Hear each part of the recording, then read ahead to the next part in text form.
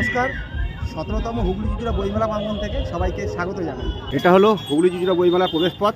17তম হুগলি জুজুরা বইমেলা। মেলা চলবে 13 থেকে 21 ডিসেম্বর 2025। সময় দুপুর 12টা থেকে রাত্রি 9টা। চলো, প্রত্যেকবার যেখানে মেলাটা হয় সেখানে এবছরে কিন্তু মেলার গ্রাউন্ডটা একটু চেঞ্জ হয়েছে। অন্যবার সেকেন্ড গ্রাউন্ডে মেলাটা হয়, এবার কিন্তু এই মেলাটা হচ্ছে ফার্স্ট গ্রাউন্ডে। আজকে কিন্তু আমি একা নয়, আমার সাথে এই বইমেলায় আরও দুজন এসেছে। দেখা একটু হাই করে দাও।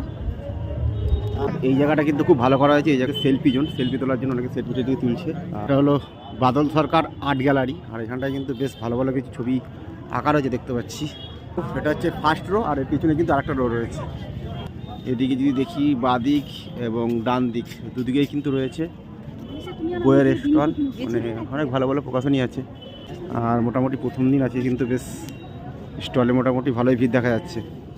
বিনা বুক, মিল্টন পাবলিকেশন, নেশা কুইজ ক্লাব, এটা কিন্তু প্রত্যেকবারই থাকে। এখানে প্রত্যেকদিনই কিছু না কিছু বিষয় নিয়ে বেশ কোশ্চেন করা এবং যারা সঠিক উত্তর দেয় তাদের কিন্তু প্রাইজের দেওয়ার ব্যবস্থা রয়েছে। এখানে কিন্তু বেশ বাচ্চাদের বই কালেকশন বেশ ভালো। সাহিত্য মন্দির, এটা হলো সেই জায়গাটা যেখানে প্রত্যেক বছরই কিন্তু একটা করে স্টেজ করা হয়। এবার হচ্ছে উত্তম কুমার জন্ম শতবর্ষ মঞ্চ, আর এখানে কিন্তু প্রত্যেক দিনই কোনো না কোনো অনুষ্ঠান হয়ে থাকে। আজকে কিন্তু এখন এই মুহূর্তে প্রোগ্রাম হচ্ছে।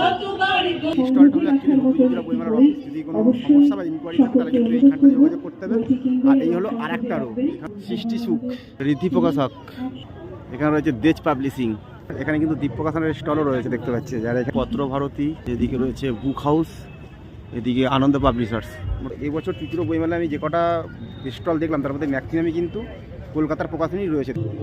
এটা তোর জন্য শীর্ষেন্দু মুখোপাধ্যায় সেরা 10টি উপন্যাস। এটা ছিল এবছরের হুগলি জুজুরা বইমেলার একদম লাইভ আপডেট।